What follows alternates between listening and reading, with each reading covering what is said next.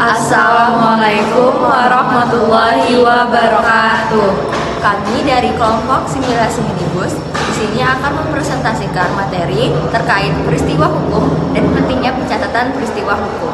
Pertama-tama, izinkan kami memperkenalkan diri. Nama saya Erika Sepna dengan NPM 2412011064. Saya Abel Nurmanidata dengan NPM 2412011068. Saya Syafira Alia Ramawati dengan NPM 2412011054. Baiklah, untuk materi pertama adalah pengertian dari peristiwa hukum. Peristiwa hukum adalah setiap aktivitas manusia sebagai makhluk sosial yang melibatkan dirinya sendiri atau dengan orang lain yang pastinya menimbulkan reaksi sebab akibat yang mungkin bisa berkaitan dengan hukum. Peristiwa hukum sendiri secara umum diartikan sebagai setiap peristiwa yang melibatkan masyarakat yang diatur oleh hukum, walaupun tidak semua peristiwa dapat disebut sebagai peristiwa hukum. Dan selanjutnya, pengertian dari peristiwa hukum menurut para ahli. Yang pertama itu ada Satjipto Raharjo. Menurutnya, peristiwa hukum adalah kejadian dalam masyarakat yang menggerakkan peraturan hukum tertentu. Lalu yang kedua ada Sudikno Mertokusumo. Menurutnya, peristiwa hukum adalah suatu kejadian baru yang dapat disebut sebagai peristiwa hukum jika memiliki konsekuensi hukum. Lalu yang terakhir ada Van Apeldoorn. Menurutnya, peristiwa hukum adalah peristiwa yang didasarkan hukum dan menimbulkan atau menghapuskan hak. Oke, tadi penjelasan mengenai pengertian peristiwa hukum. Nah, selanjutnya ada jenis-jenis peristiwa hukum. Nah, jenis-jenis peristiwa hukum ini terdiri dari beberapa macam, teman-teman. Yang pertama ada peristiwa menurut hukum dan peristiwa melanggar hukum. Contohnya kelahiran, kematian, pendudukan, dan pencemaran laut. Kemudian peristiwa yang melanggar hukum, di mana peristiwa ini berkaitan dengan hal-hal yang melanggar hukum. Contohnya pencurian, pembunuhan, dan lain-lain. Yang kedua itu ada peristiwa hukum tunggal dan peristiwa hukum majemuk. Peristiwa hukum tunggal ini, dia ini peristiwa yang terdiri hanya dari satu peristiwa saja, contohnya hibah atau pemberian. Nah, yang kedua itu ada peristiwa hukum majemuk, di mana peristiwa hukum ini terdiri dari lebih dari satu peristiwa. Contohnya dalam suatu perjanjian jual beli akan terjadi peristiwa tawar-menawar, penyerahan barang, dan juga penerimaan barang. Nah, yang ketiga itu ada peristiwa hukum sepintas dan peristiwa hukum terus-menerus.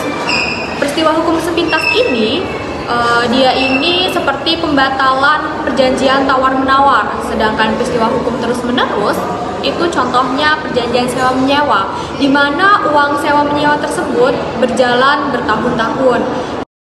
Nah, yang terakhir ada peristiwa hukum positif dan peristiwa hukum negatif. Peristiwa hukum positif ini peristiwa yang diatur oleh hukum yang berlaku saat ini, contohnya perkawinan. Sedangkan peristiwa hukum negatif adalah peristiwa hukum yang melanggar hukum, contohnya transaksi jual beli narkotika.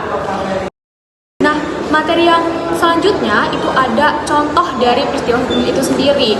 Contohnya di sini ada seorang pria secara sah menikahi seorang wanita.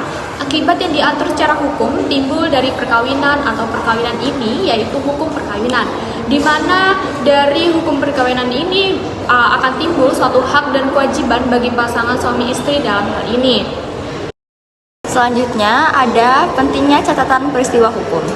Catatan peristiwa hukum dalam hukum perdata sangat penting karena memiliki fungsi mendasar diantaranya. Yang pertama, sebagai kepastian hukum.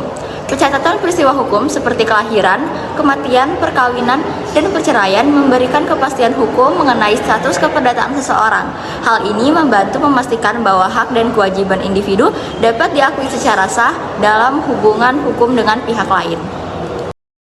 Lalu yang kedua, sebagai bukti otentik.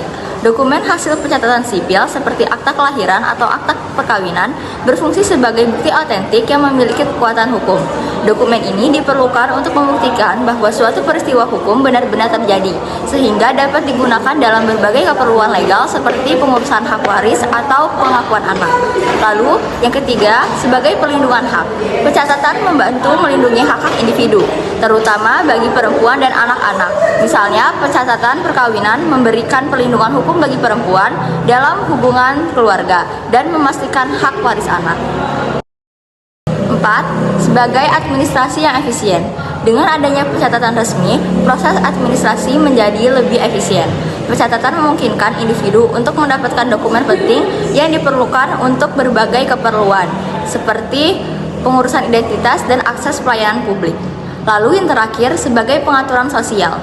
Pencatatan peristiwa hukum juga berkontribusi pada pengaturan sosial yang lebih baik. Dengan sistem pencatatan yang teratur, masyarakat dapat lebih mudah mengakses informasi mengenai status hukum individu lain, sehingga menciptakan transparansi dan kepercayaan dalam interaksi sosial. Sekian presentasi yang telah kami jelaskan tadi. Mohon maaf apabila terdapat kesalahan. Kami akhiri. Wassalamualaikum warahmatullahi wabarakatuh.